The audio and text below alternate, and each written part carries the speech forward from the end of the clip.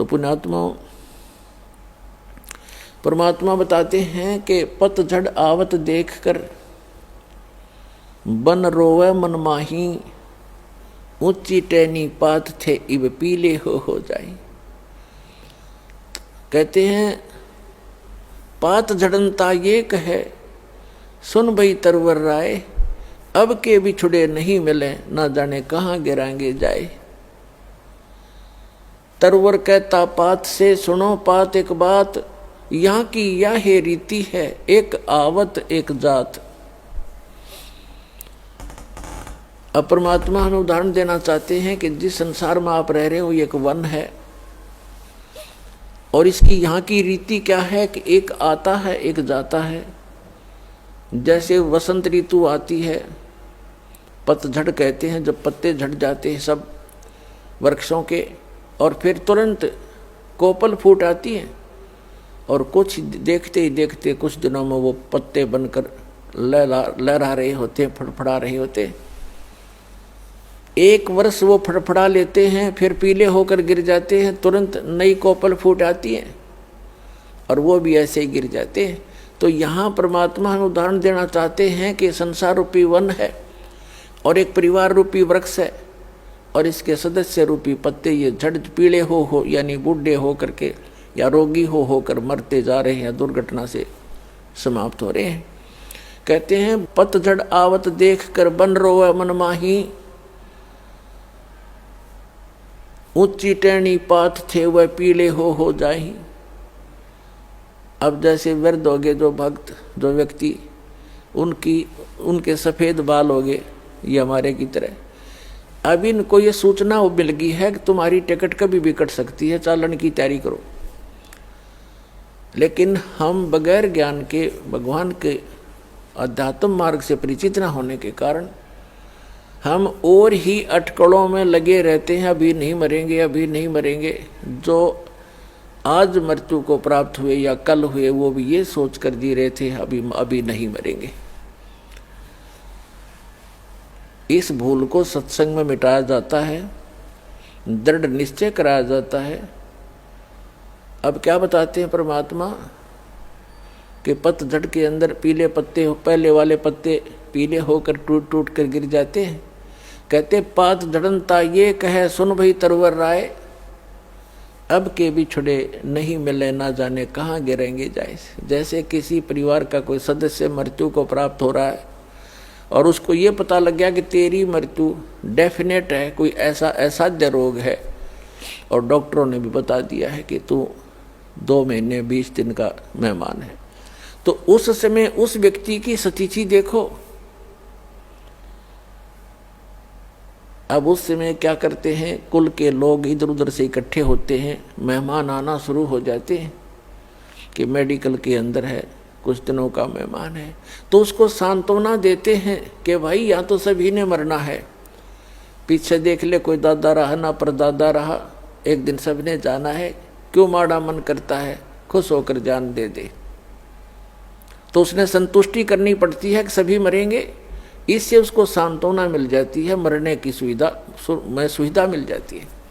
लेकिन वो दुख जो का तो उसके पहाड़ जितना उसके कम सिर पे रखा हुआ, और अगले जन्म में उसको भोगना पड़ता है। तो ये परमात्मा याद दिलाते हैं कि पात झड़नता यूं कहे, सुन भई तरवर राय, अब के बिछुड़े नहीं मिले, ना जाने कहाँ गिरेंगे जाए। तो वो परिवार का सदस्य अवश्य महसूस करता, कितनी सांत्वना देते रहो, हे भगवान अब ना पता कहाँ जाऊंगा, कहाँ जन्म होगा। तो परमात्मा उसके लिए आगाह करते हैं कि तू पहले ही यदि मेरी शरण में आ जाता, तेरा आगे का ठिकाने का पता लग जाता, और फिर मरने में चिंता नहीं होती, से हर शरीर छोड़कर चला जाता, भक्ति करके जाता। और परमात्मा की भक्ति से, दान धर्म से बड़ी आसानी से जीव निकल जाता प्राणी का। नहीं तो भक्तिहीन प्राणी भुगत का मरता है, टट्टी पेशाब निकल जाती है, बुरा हाल होता है, यम के दूत दिखने लग जाते हैं, कई दिन पहले भयभीत होना शुरू हो जाता है। तो यहाँ बताते हैं परमात्मा के जीवित जग में जूती पड़े फिर जम तोड़े छाती। या यहीं पर दुर्गति शुरू हो जाएगी आपकी, और फिर आगे यम के दूत वहाँ पिटाई करेंगे। उसके लिए भगवान बताते हैं कि फिर कुल के लोग ऐसे सांत्वना देते हैं जैसे पात जड़नता यूं कहे सुन भई तरवर राय, यानी वृक्ष को कहता है पत्ता कि अब के बिछड़े हम नहीं मिले, ना जाने कहाँ गिरेंगे जाए। और तरवर कहता पात से, पेड़ कहता उस पत्ते से, मान लो कि तरवर कहता पात से सुनो पात एक बात, यहाँ की यह रीति है एक आवत एक जात। दादाजी की टिकट कटन होगी, पोता पैदा हो गया, 20-30 साल 50 वर्ष में पोते की टिकट कट जाएगी, उसका पोता आ जाएगा। तो परमात्मा कहते यहाँ की यह रीति है एक आवे और एक जात। तो परमात्मा आपको याद दिलाते हैं, कबीर ये तन जावेगा सके तो ठाहर ला, एक सेवा कर सतगुर की भाई गोविंद के गुण गा। अब जैसे पुराने समय में हमने देखे पुराने कच्चे मकान हुआ करते थे और उसमें कड़ी और सैतीर होते थे, वुडन बीम, वुडन बैटन, और उनमें से कोई सतीर में क्रैक आ जाता था तो पूरी की पूरी छत गिरने के चांसेस हो जाते थे। तो क्या करते थे, उसके नीचे एक बल्ली लगा देते थे मोटी सी, नीचे थोड़ा उसका बेस सा बना करके ईंट आट रख के पक्की, और नीचे उसका बल्ली लगा देते थे, उसको ठाहर बोलते थे, ठाहर यानी सपोर्ट।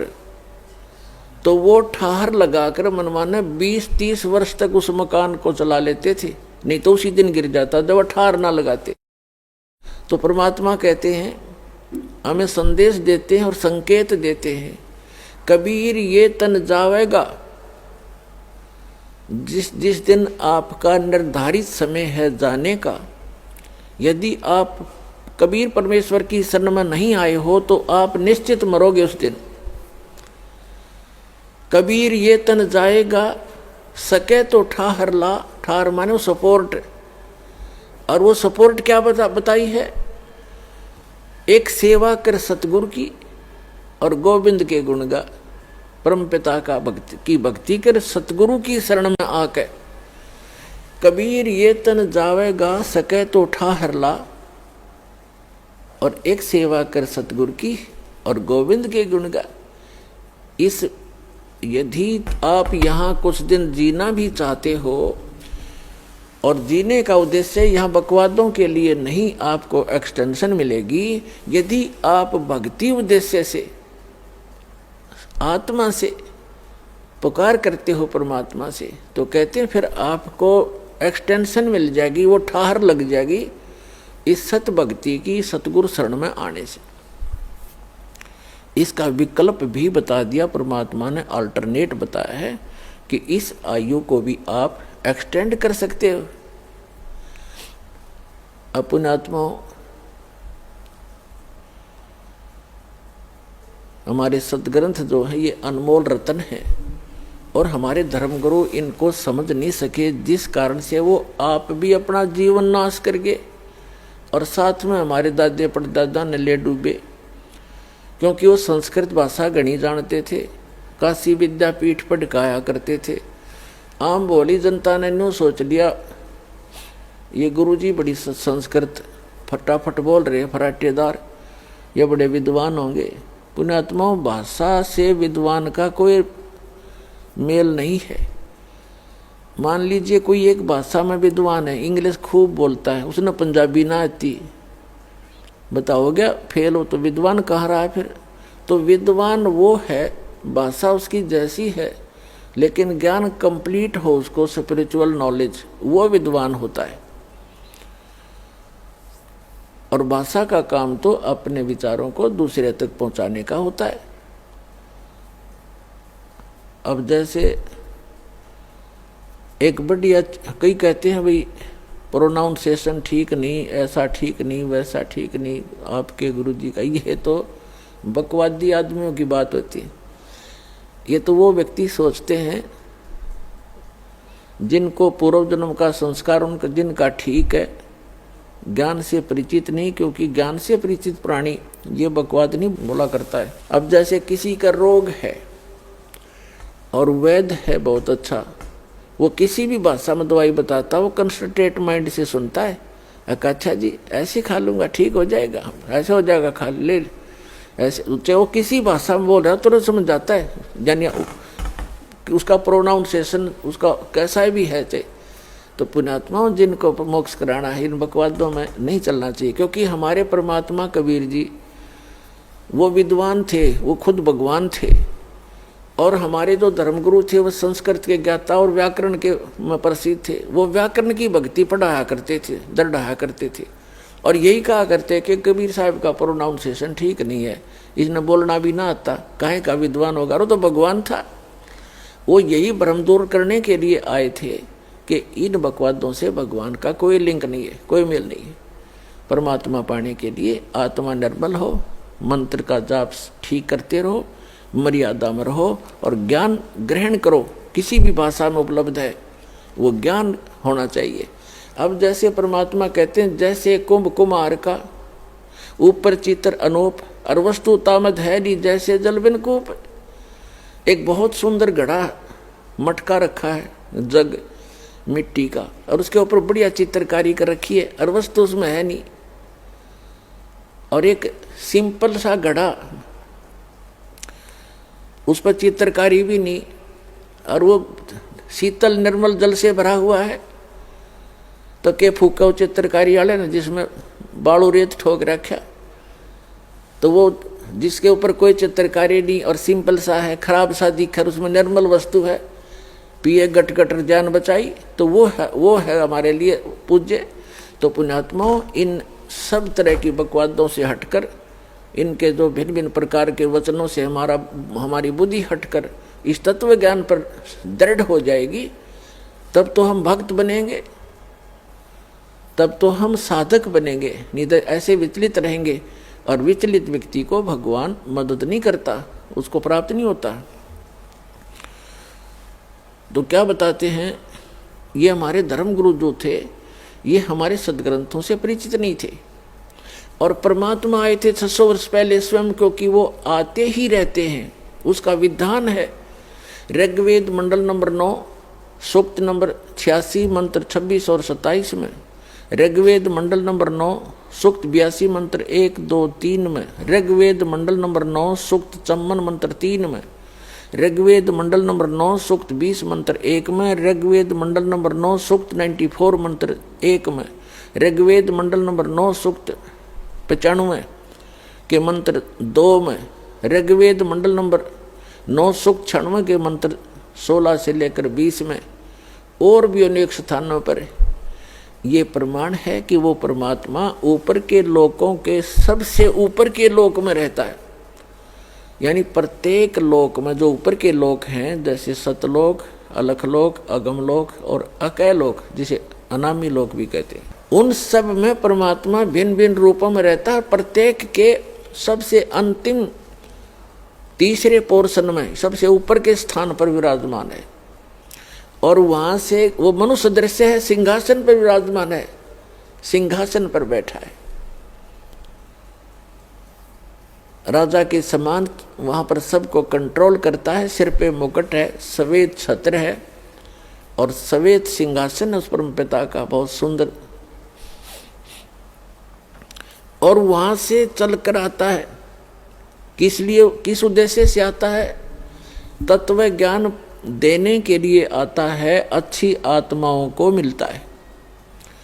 परमात्मा सतलोक से अपने निज स्थान से गति करके आते हैं, चल कर आते, यानी सह शरीर उनका चल के आना, कोई पैदल चलना नहीं, आकाश में उड़ जाना, 1 सेकंड में ऊपर पहुंच जाना, दूसरी सेकंड में नीचे पाना, इतनी गति है उस परमपिता की।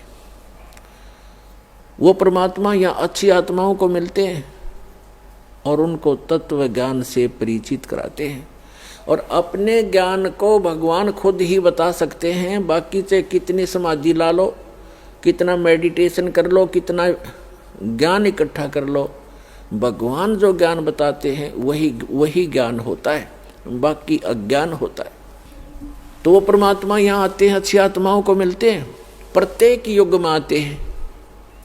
क्या बताते हैं कबीर साहब, ये परम पुरुष हैं कबीर परमेश्वर जी, कबीर जी जो दुल्हा धानक काशी रूप में आए थे और 120 वर्ष रहे थे, और लोगों ने उनको कवि की संज्ञा देकर उनकी फाइल को बंद कर रखा था। ये पूर्ण परमात्मा हैं, अनंत कोट ब्रह्मांड के रचनहार हैं, हम सबके जनक हैं, हम सबके संकट को निवारण करने वाले भी यही भगवान हैं। ये प्रत्येक युग में आते हैं और आप उसके बच्चे हो सभी, चींटी से लेकर हाथी और राजा से लेकर एक प्रजा, रंक से लेकर धनवान, रिचमैन, ये सब उस परमात्मा के ही बच्चे हैं। और यहाँ सभी दुखी हैं। पुण्यात्माओं, यहाँ सुख नाम की चीज नहीं है। हमने झूठे सुख को सुख मान रखा है। एक दूसरे के दुख को देखकर अपने दुख को थोड़ा हल्का समझ करने सोचा बस हम सुखी हैं। जैसे एक व्यक्ति के 3 पुत्र थे, उनमें से एक की मृत्यु होगी और उसको इतना दुख था, बुरी तरह रो रहा था, ना कुछ खा रहा था ना पी रहा था। तो शोक व्यक्त करने के लिए रिलेटिव, रिश्तेदार, कुल के लोग, गांव नगर के लोग इकट्ठे होते हैं। उनमें से एक ऐसा व्यक्ति था जिसका एक ही पुत्र था और वही मृत्यु को प्राप्त हो चुका था कई वर्ष पूर्व। तो वो व्यक्ति जब वहां आया, अन्य व्यक्तियों ने कहा कि भाई जिसका 3 पुत्रों में से एक की मृत्यु हुई थी, उसको संबोधित करते हुए, सांत्वना देते हुए कहने लगे कि देखो इसकी तरफ देखकर जी ले, इसकी तरफ देखकर जी ले, इसका एक ही पुत्र था और उसकी मृत्यु होगी, इसने भी तो सब्र कर लिया। तो उसको राहत मिली, रोना बंद हो गया और ये सोच लिया तो शुक्र है भगवान, अच्छा मेरे तो 2 तो बच गए, इसका तो एक था बेचारे का, ये भी गया। तो फिर उसने शांति हुई, थोड़ा बहुत आहार भी किया।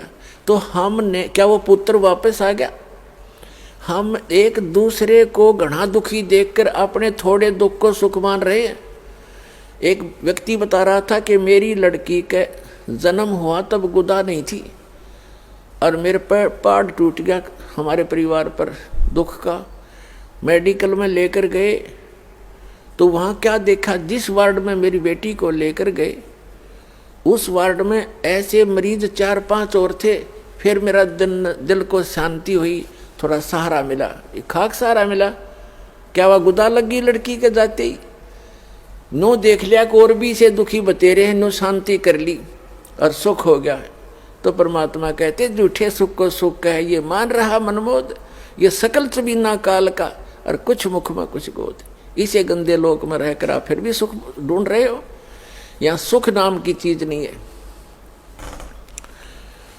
अभी तक तो हमें कोई पता नहीं था, इसका विकल्प नहीं था। पुण्यात्माओं, ऐसा जीवन जीना हमारी मजबूरी थी, कोई विकल्प नहीं था।